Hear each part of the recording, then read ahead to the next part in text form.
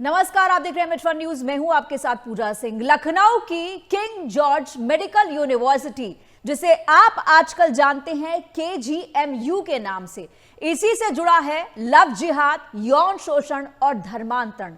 आरोप लगे हैं डॉक्टर पर और इसी के साथ सीएम योगी आदित्यनाथ ने निर्देश दे दिए हैं कि एसटीएफ इसकी जांच करेगा और एसटीएफ ने जांच शुरू भी कर दी है। इसके साथ ही विश्वविद्यालय प्रशासन की तरफ से गठित आंतरिक जांच समिति को भंग कर दिया गया है। फैक्ट फाइंडिंग कमेटी ने कुलपति प्रोफेसर सोनिया नित्यानंद को अभी तक हुई जांच रिपोर्ट सौंपी है और आगे की जांच एसटीएफ से कराने की सिफारिश की गई थी। वहीं महिला आयोग की उपाध्यक्ष अपर्णा यादव ने मामले में पैथोलॉजी विभाग के अध्यक्ष और सदस्यों पर पीड़ित रेजिडेंट डॉक्टर पर दबाव बनाने का भी आरोप लगाया है। ऐसे में अब एसटीएफ आरोपी रेजिडेंट डॉक्टर रमीजुद्दीन नायक यानी कि रमीज मलिक के मददगारों पर भी शिकंजा कस सकती है। कस क्या सकती है? कसना ही पड़ेगा, क्योंकि सबूत ही ऐसे सामने आ रहे हैं कि इस रमीज के ताल्लुकात जो थे वो पीएफआई के साथ थे, इसके पिता के पीएफआई के साथ ताल्लुक थे। और तो और अगर शाहीन की बात करें, डॉक्टर शाहीन जो कि दिल्ली बम ब्लास्ट मामले में आरोपी है, उससे भी इसके ताल्लुकात हैं। और मुख्य आरोपी डॉक्टर रमीजुद्दीन को पहले ही सस्पेंड किया जा चुका है, जो पुलिस की गिरफ्त में है। 18 दिन तक ये फरार रहा था। विशाखा कमेटी ने उसे सभी आरोपों में दोषी पाया है। विशाखा कमेटी होती है किसी भी दफ्तर में, किसी भी संस्थान के अंदर, वहां पर महिलाओं के साथ किस तरीके से व्यवहार होता है काम की जगह पर, उसके लिए एक विशाखा कमेटी बनाई जाती है, जिसमें महिलाएं अपने साथ हो रहे किसी भी अन्याय के खिलाफ रिपोर्ट कर सकती हैं। ये होती है विशाखा कमेटी। इसके आधार पर सेवा समाप्ति की सिफारिश की गई, अब डीजीएमई को भेजी गई है। उसके मोबाइल फोन की बात करें, डॉक्टर रमीज के मोबाइल फोन की बात करें तो पीएफआई से कनेक्शन मिला है। महिलाओं को निशाना बनाता था, वो तमाम डिटेल्स मिली है। महिलाओं की तस्वीरें, महिलाओं के फोटोग्राफ्स, वीडियो रिकॉर्डिंग, तमाम चीजें मिली हैं। और महिलाओं को निशाना बनाता था, व्यापक इसका नेटवर्क था, कई राज्यों में फैला हो। इसको लेकर के जो छापेमारी की जा रही है वो सिर्फ ना उत्तर प्रदेश में है, बल्कि ये छापेमारी दिल्ली में, उत्तराखंड में भी हो रही है। तो आप समझ सकते हैं कि इस रमीज का नेटवर्क कहां तक फैला था। पीएफआई कनेक्शन की बात करें तो 18 दिन जब ये फरार रहा है, तो 18 दिन फरारी के दौरान इसने अपने लिए फंड इकट्ठा किया। अब फंड जो इकट्ठा किया वो उन अकाउंट से इसके पास आया था जो पीएफआई के लोगों के हैं, जो doctor Shaheen Delhi bomb blast की आरोपी है उसके करीबियों के हैं। तो आप समझिए कि पूरा नेटवर्क किस तरीके से काम कर रहा था। ये कोई सिर्फ एक मामला ऐसा नहीं है कि इसे नजरअंदाज किया जा सके। इसने कई महिलाओं, कई लड़कियों को निशाना बनाया है, जिनमें अब तक 24 की बात सामने आ रही है, 24 महिलाओं की बात। और ये महिलाओं को बनाता था निशाना। ये महिलाएं कौन होती थी? ये महिलाएं या तो डॉक्टर होती थी, या मॉडल होती थी, या अपने धर्म पर कम विश्वास करने वाले होती थी, पूजा पाठ में जिनका विश्वास ना हो या पूजा पाठ ना करती हो। तो ये रमीज, जिसकी तस्वीर अभी आप देख रहे हैं स्क्रीन के ऊपर, ये उन्हें निशाना बनाता था। और कई राज्यों में इसका पूरा नेटवर्क फैला हुआ था। इसके परिवार के लोगों को पता था। पीएफआई इसको पैसा देता था। पीएफआई ने तो कहा कि तुम मामले में फंस गए हो तो अब हम आपको फंडिंग भी देंगे, आप बड़े से बड़ा लॉयर करो। अब आप समझिए कि ये छोटा मोटा लव जिहाद का मामला नहीं है, ये पूरा रैकेट चल रहा है। किस तरीके से महिलाओं को अपने जाल में, प्रेम जाल में फंसाए, उसके बाद धर्मांतरण करे। हालांकि उत्तर प्रदेश की बात करें तो उत्तर प्रदेश में लगातार योगी सरकार इस पर काम करती रही है कि धर्मांतरण को रोका जाए, और धर्मांतरण विरोधी कानून भी उत्तर प्रदेश में लागू है 2021 से, और उसके तहत भी कई मामले दर्ज किए गए थे। तो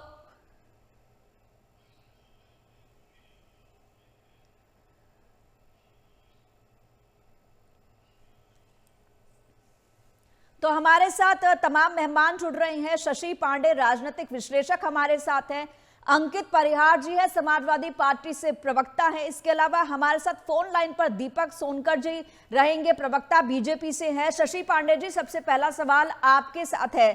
केजीएमयू में जो चल रहा था वो अपने आप में हैरान करने वाला है। कैसे देखते हैं इस पूरे लव जिहाद से लेकर धर्मांतर तक चलने वाले इस पूरे रैकेट को? पीएफआई की एंट्री को इलीगल तरीके से उसमें पैसे का इस्तेमाल किया जा रहा है, हिंदू महिलाओं को टारगेट किया जा रहा है।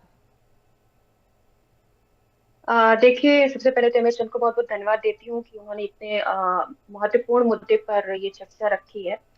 देखिए, आवाज तो मेरी आ रही है ना? जी जी जी, प्लीज कहिए। अच्छा जी।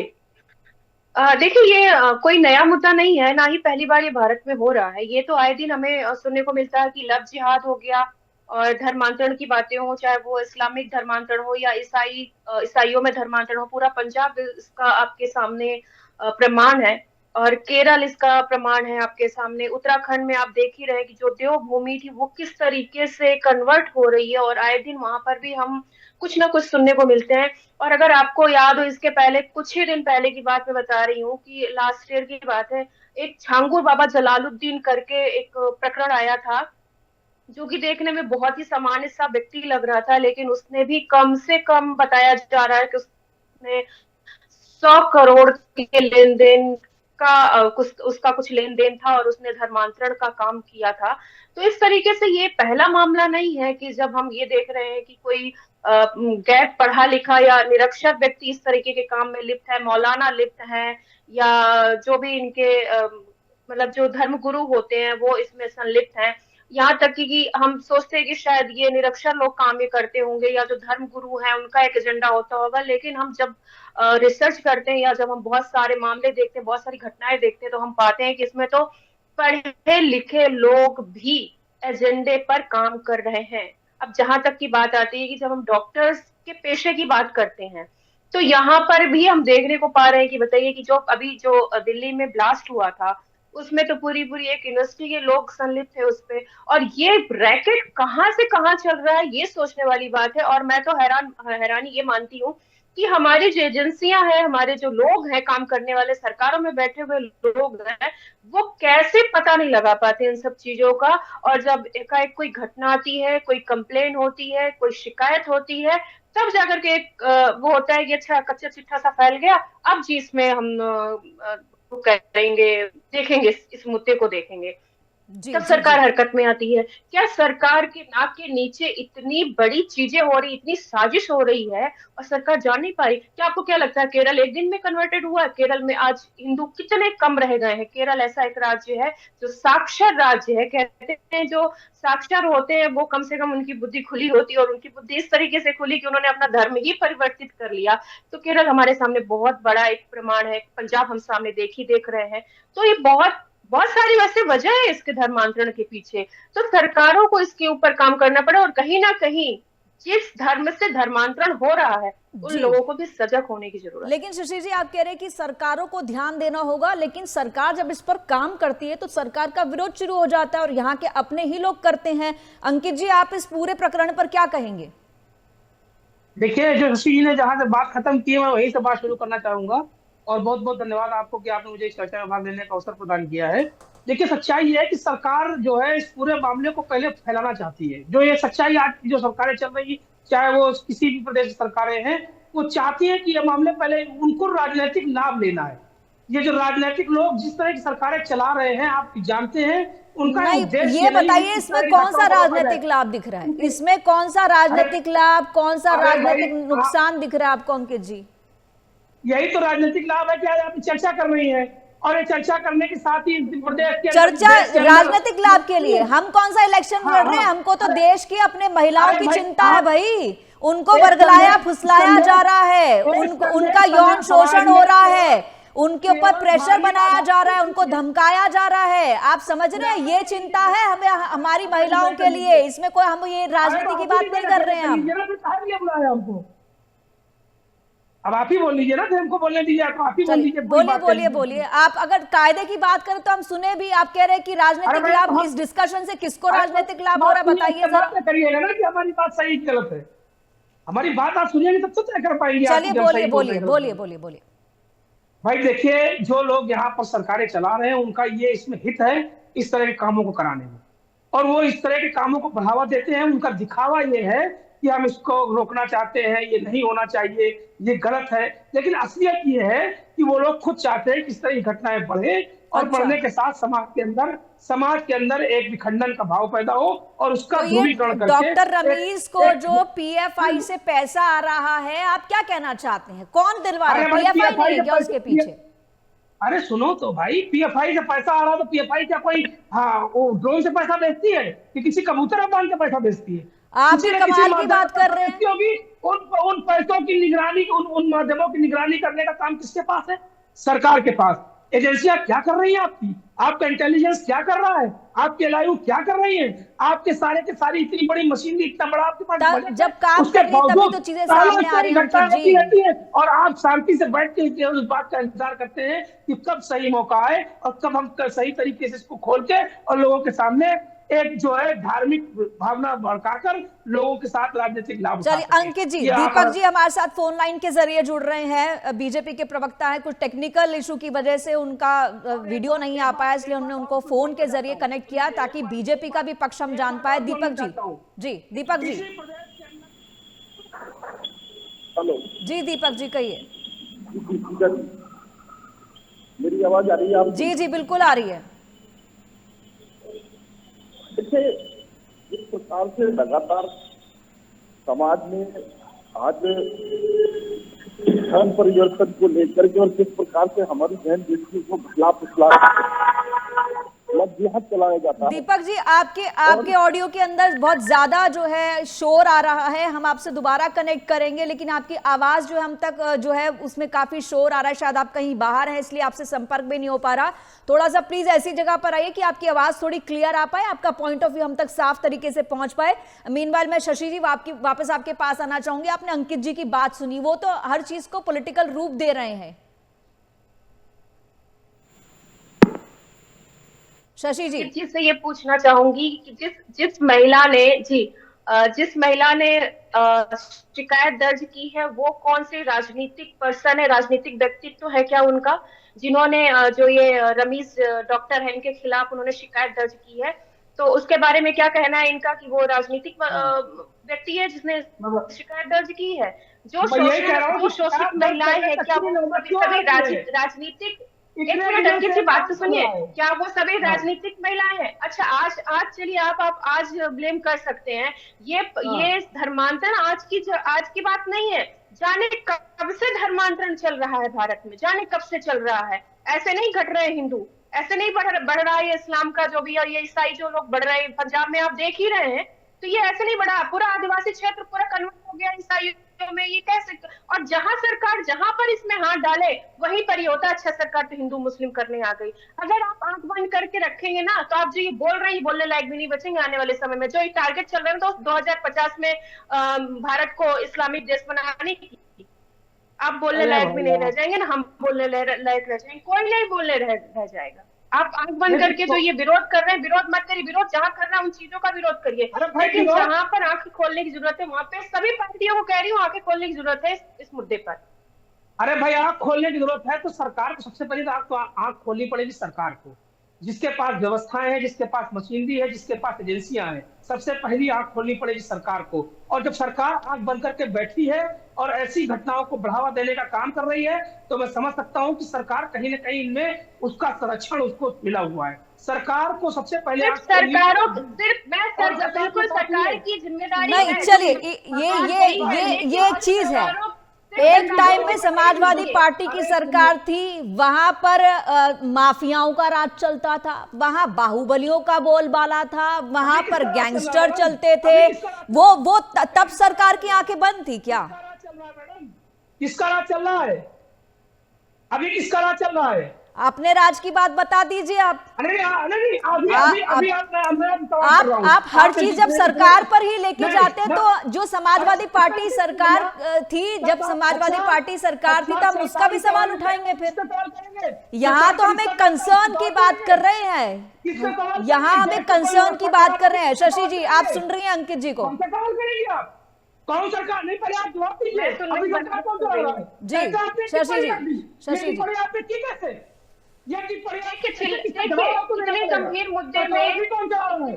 मुद्दे में चिल्लाकर बात करने से बात नहीं होती है, चिल्लाकर बात करने से नहीं बात होती है। इतने गंभीर मुद्दे में चिल्लाकर बात करने, हम सभी जानते हैं कि क्या हालात थे यूपी के, क्या हालात थे यूपी के, क्या हालात थे नोएडा में। अभी मैं बात करूं नोएडा की, मैं बात कर लूं, नोएडा में शाम से निकलना मुश्किल हो जाता था, लूटपाट इतनी होती थी, आए दिन यहाँ पे हत्याएं होती थी, आए दिन यहाँ पे केस होते थे।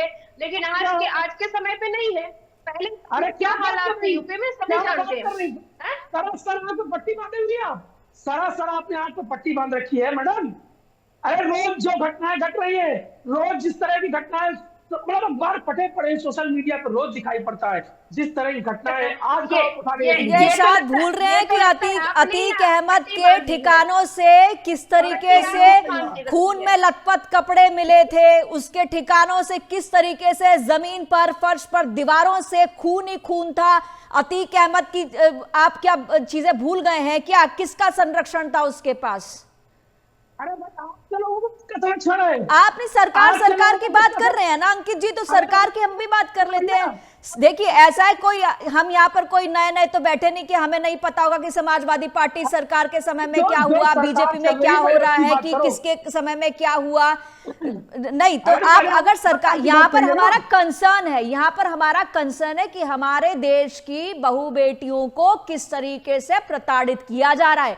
इस रमीज की बात करें तो वो टारगेट करता था, वो सिर्फ महिला डॉक्टर छांटता था। आप समझ रहे हैं? तो सरकार क्या कर रही थी, इंटेलिजेंस क्या कर रहा था? चलिए दीपक जी हमारे साथ लाइव जुड़ गए हैं। दीपक जी आप पूरी कॉन्वर्सेशन सुन रहे हैं। एक सेकंड अंकित जी, दीपक जी आ गए हैं, बीजेपी के प्रवक्ता हमारे साथ है। दीपक जी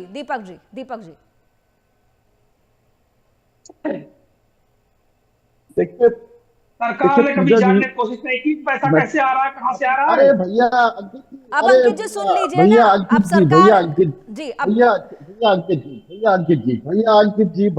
जी अपना थोड़ा सा धैर्य रखिए, सुनने का भी काम करिए। हमें मालूम है कि जनता की समाजवादी पार्टी नहीं सुनती है, हमें मालूम है केवल माफिया और अपराधियों की समाजवादी पार्टी सुनती है। तो भैया अपना पक्ष आपने रखा है तो मुझे भी अपना पक्ष रखने का मौका दीजिए। मैं तो पहले आपसे और चैनल से भी दोनों लोगों से माफी मांगता हूं कि नेटवर्क के कारण से मैं जुड़ नहीं पा रहा था, और आज जितना मैं समझ पाया हूं मुझे बड़ी शर्म आ रही है।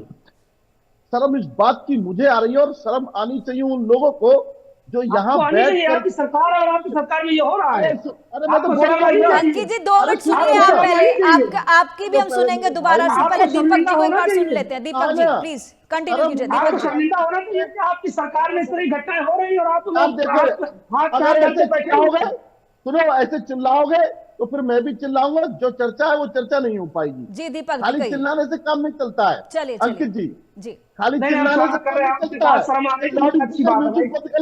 दीपक जी आप जल्दी से अपनी बात कहिए। अंकित जी 1 सेकंड रुकिए, आपको टाइम मिलेगा। अंकित जी आपको टाइम मिलेगा, प्लीज आपसे रिक्वेस्ट है अंकित जी प्लीज। पॉलिटिक्स कर रहे हो, जो धर्म की पॉलिटिक्स के लिए आप बचाने के लिए बैठ रहे हो ना, चिंता मत करना, यही तो आपके घर में घुस के आपको मारेंगे। आज जितना आप बचाने के लिए यहाँ बैठे हो, जितना संरक्षण करने के लिए यहाँ बैठे हुए हो, इतना मत चिल्लाओ, बच्चों को समझो की बात करो, ठीक है ना? अरे भाई आप क्यों ऐसे लोगों का पक्ष लेने का काम कर रहे हैं जो जिस प्रकार चाहिए ना, तो समाजवादी पार्टी जो दिल्ली में विस्फोट होता है उनसे मिले हुए हैं? क्या समाजवादी सरकार धर्म परिवर्तन कर रहे हैं उनसे मिले हुए हैं?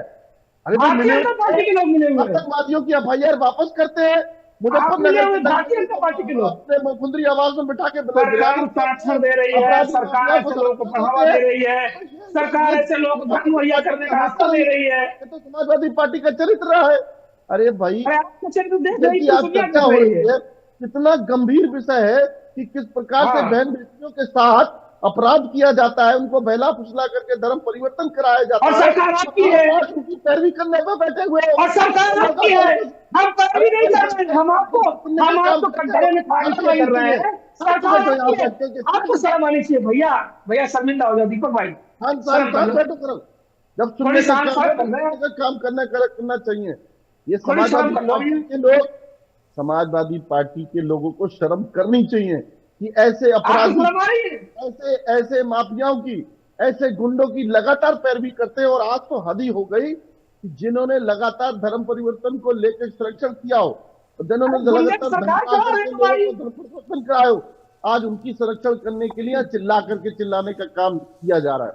और चिल्लाने गुंडे और से माफिया सरकार जनता चला की रहे हैं आवाज भाई। को दबा नहीं पाओगे, चिल्लाने किसकी? से जनता की आवाज को दबा नहीं पाओगे, सरकार की आवाज को दबा नहीं पाओगे। सरकार निश्चित रूप से जो ऐसे अपराधी है पर कार्रवाई करेगी और कड़ी कार्रवाई चलिए, करेगी। लेकिन समाजवादी पार्टी के जो प्रवक्ता है उनका कड़ी स्टैंड कार्रवाई थोड़ा होगी। दुखद हम कहेंगे है और खतरनाक भी है, क्योंकि जो हमारे देश की बहू बेटियों को टारगेट कर रहे हैं, आप उनको डिफेंड कर रहे हैं क्योंकि आपको सरकार को घेरना है। ये तो अपने आप में बहुत शेमफुल बात है अंकित जी। नहीं, बहुत शेमफुल बात है। फिलहाल वक्त नहीं कि इस चर्चा को हम आगे बढ़ाएं। दीपक जी, अंकित जी, शशि जी, बहुत बहुत शुक्रिया आप तीनों का हमसे बात करने के लिए, जुड़ने के लिए। तो जो हमारे आसपास महिलाएं हैं उनको थोड़ा अलर्ट रहना चाहिए कि मॉडर्न बनने के जमाने में ये जरूरी नहीं है कि आप आंख बंद कर किसी के पर भी विश्वास कर लें, क्योंकि कुछ लोग विश्वास के लायक नहीं होते। और जिस तरीके से डॉक्टर के पेशे को बदनाम किया जा रहा है वो तो अपने आप में और बड़ा घातक है कि पहले तो हम कहते थे कि जो अनपढ़ है उनके हाथ में पत्थर दे दिए जाते थे, लेकिन जो पढ़े लिखे हैं उनका आप माइंडसेट समझिए कि वो आपके घर के अंदर घुस रहे हैं। तो जरूरी यह भी है कि जो माता पिता है वो भी अपने बच्चों पर जरूर नजर रखें। फिलहाल हमारी इस खास पेशकश में इतना, एक छोटे से ब्रेक के लिए रुक रहे हैं। ब्रेक के बाद भी खबरें रहेंगी जारी। आप देखते रहिए MH1 न्यूज।